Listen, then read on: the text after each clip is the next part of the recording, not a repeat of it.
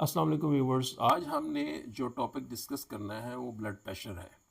Blood pressure की जो हमने कवरेज करनी है वो तीन हमने इसमें लेक्चर्स करने हैं। एक में हमने हाई ब्लड प्रेशर को उसकी हाई ब्लड प्रेशर क्या होता है, उसकी कॉजेज़ क्या होती हैं और उसकी रीडिंग्स क्या होती हैं और उसकी अलामात क्या हो सकती हैं और इसके बाद जो है इसकी जो कॉम्प्लिकेशंस हैं वो क्या हो सकती हैं।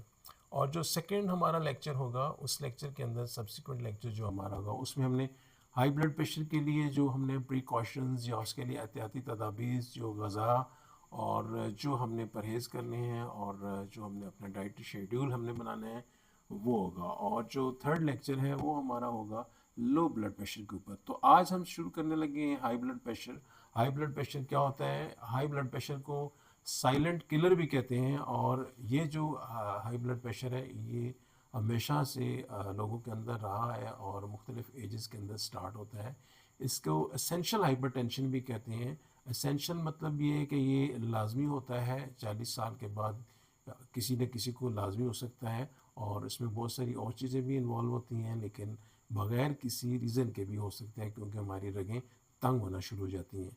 तो ब्लड प्रेशर होता क्या है? हमारे खून की शरीयानों के अंदर जो खून का मुसलसल दबाव है जो बढ़ता जाता है और इसकी वजह से हमारे दिल के ऊपर जो है बहुत सारे डिफरेंट चेंजेस आती हैं, उसके ऊपर लोड पड़ता है। तो हाई ब्लड प्रेशर जो बेसिकली इसकी कोई भी ज़ाहरी अलामत बाज़ नहीं होती है। बहुत सारे लोगों में अमूमन जो है कोई ज़ाहरी अलामत नहीं होती है और बग़ैर किसी अलामत के ये चल सॉरी।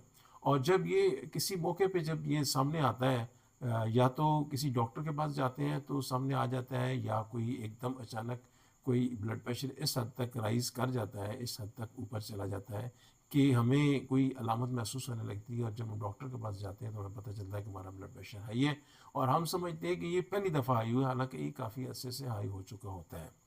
तो आज हम ये देखेंगे कि हमारे ब्लड प्रेशर की जो मुख्तलिफ जो अलामात हैं वो क्या हो सकती हैं। आम तौर पे अलामात तो बहुत कम होती हैं, लेकिन जो शाज़ नाज़र कुछ अलामात हो सकती हैं और जो अमूमन एक दुक्का अलामात होती हैं वो सर दर्द, नज़र का कम, एकदम धुंधला जाना या सर चकरा जाना, ये होती हैं।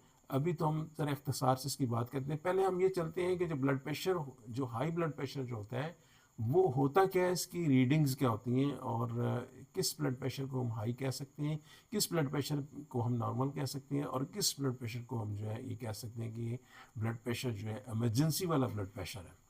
तो नॉर्मली जो है 120 जो सिस्टोलिक ब्लड प्रेशर जिसको ऊपर वाला ब्लड प्रेशर कहते हैं वो 120 या उससे कम होता है। और डायस्टोलिक जिसको हम नीचे वाला ब्लड प्रेशर जो कहते हैं, यानी 120 बाय 80 या 120/80 मिलीमीटर ऑफ मर्करी, ये नॉर्मल ब्लड प्रेशर है। इससे नीचे हो या इतने तक हो तो ये नॉर्मल ब्लड प्रेशर है। तो अगर ब्लड प्रेशर जो है वो 120 से 129 तक चला जाए मिलीमीटर ऑफ मर्करी और नीचे वाला ब्लड प्रेशर जो है वो 80 ही रहे या 80 से कम हो, यानी 80 से कम हो या 80 हो, तो 80 से तजावज़ ना करे, तो हम इसको कहते हैं एलिवेटेड ब्लड प्रेशर। और अगर ये जो क्लासिफिकेशन है इसको हम कहेंगे अमेरिकन हार्ट एसोसिएशन या अमेरिकन कॉलेज ऑफ कार्डियोलॉजिस्ट की जो है ये क्लासिफिकेशन है। इसमें हम 4 क्लासिफिकेशंस हैं। एक नॉर्मल है जो मैंने अभी आपको बताया, जो 120/80, यानी जो ब्लड प्रेशर ऊपर वाला है सिस्टोलिक वो 120 से ना ऊपर हो और नीचे वाला ब्लड प्रेशर डायस्टोलिक है वो 80 से ऊपर ना हो, इसको कहते हैं नॉर्मल। अच्छा, अब सेकंड जो ब्लड प्रेशर है जिसको हम कहेंगे सेकंड रीडिंग जो है वो ये 120 से 129 तक, 120 से 129 मिलीमीटर मर्करी।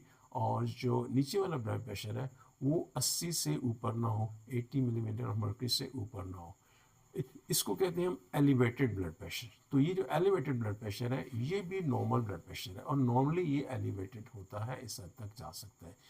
अब जो स्टेज 1 हाइपरटेंशन है जिसको हम कहते हैं वो 130 से 130 से लेके 139 139 मिलीमीटर ऑफ मर्करी तक होता है और इसको हम स्टेज 1 हाइपरटेंशन कहते हैं। और जो डायस्टोलिक है वो 80 से 89 तक हो सकता है।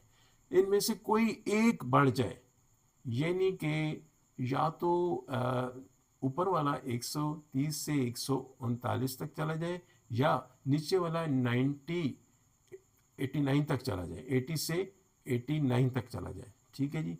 तो अगर 89 तक हो, 80 से 89 तक हो, तो हम इसको स्टेज 1 कहेंगे। अगर ये दोनों तब भी एलिवेटेड है, यानी ऊपर वाला 139 तक चला जाए या नीचे वाला 89 तक हो, अगर इसको हम स्टेज 1 हाइपरटेंशन करें। स्टेज 2 क्या होता है? स्टेज 2 हाइपरटेंशन ये है कि ऊपर वाला ब्लड प्रेशर 140 से ऊपर चला जाए और नीचे वाला ब्लड प्रेशर या नीचे वाला ब्लड प्रेशर 90 से अबव हो जाए, या दोनों अबव हो। तो कोई एक रीडिंग अगर अबव हो जाए, अपनी जो रिक्वायर्ड, जो मैंने 90 बताई है नीचे वाली और ऊपर वाली 140 बताई है, तो ये स्टेज 2 हाइपरटेंशन है। और हाइपरटेंसिव इमरजेंसीज क्या होती हैं? यानी कि इमरजेंसी जब हो जाती है कि जिस सिचुएशन में हमें दौड़ के डॉक्टर के पास जाना चाहिए, और अगर डॉक्टर के पास हूँ तो फ़ौरन दवाई लेनी चाहिए, वो है ऊपर वाली रीडिंग अगर 180 हो या नीचे वाली रीडिंग 120 हो, या दोनों इस कंडीशन में आ जाए। तो कोई एक भी हो तब भी अप्लाई होगा ये फार्मूला कि ये हाइपरटेंसिव इमरजेंसी है, या कोई दोनों जो है राइज कर जाए। तो ये सिचुएशन जो है जहन में रखनी चाहिए। अच्छा, अब हाइपरटेंसिव इमरजेंसीज में क्या होता है कि एकदम जो है नज़र धुंधला सकती है, किसी लिम्ब में वीकनेस भी आ सकती है, सर चकरा सकता है, सर में दर्द होता है, आँखों में जो है वो एकदम आँखों में डबल विजन जिसको कहते हैं, दो नज़र भी आना शुरू हो सकते हैं, आँखों में दर्द भी हो सकता है, और आँखों में एकदम जो है ना थोड़ा सा आँखों के अंदर फॉगिंग आ सकती है, सर चकरा सकता है, या चेस्ट के ऊपर दबाव हो सकता है, सीना के ऊपर दबाव हो सकता है, घबराहट हो सकती है, दिल तेज़ तेज़ चल सकता है। तो या फिर ये है कि बाज़ लोगों में जो नक्सीर है, नोज़ से ब्लड आना, नाक से ब्लड आना, ये भी हो सकता है। तो नॉर्मली जो हमारे यहाँ पहला स्टेज तो मैंने बताया ना कि ब्लड प्रेशर जो हम लोगों को पता चलता है डॉक्टर के पास जाके।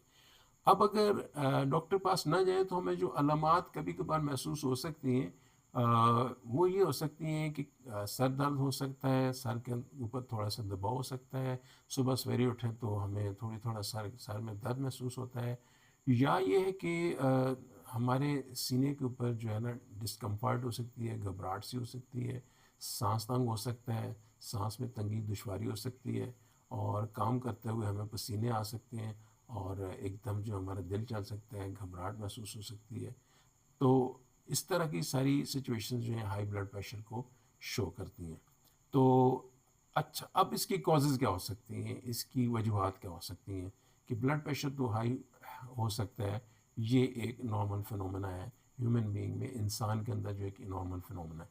अब या तो इसमें कॉज, प्राइमरी कॉज ये हो सकती है जो नॉर्मल बड़ी उम्र के लोग हैं उनके अंदर ये है कि या मौरूसी तौर पे ब्लड प्रेशर हाई हो सकता है, या ये है कि उनमें मोटापा हो सकता है, और उनकी लाइफ स्टाइल स्लगिश हो सकता है। ठीक है, सुस्ती कायली ज़्यादा होती है, ठीक है, हार्ड वर्क करनी होते लोग, ठीक है, खाया पिया और रेस्ट की और ज़्यादा रिलैक्सड है, तो उससे भी उनकी आहिस्ता आहिस्ता उनकी लिपिड प्रोफाइल या उनकी कोलेस्ट्रॉल ज़्यादा हो जाता है, रगों के अंदर थोड़ी सी तंगी आना शुरू हो जाती है, तो उस वजह से blood pressure Aahista Aahista high होना शुरू हो जाता है।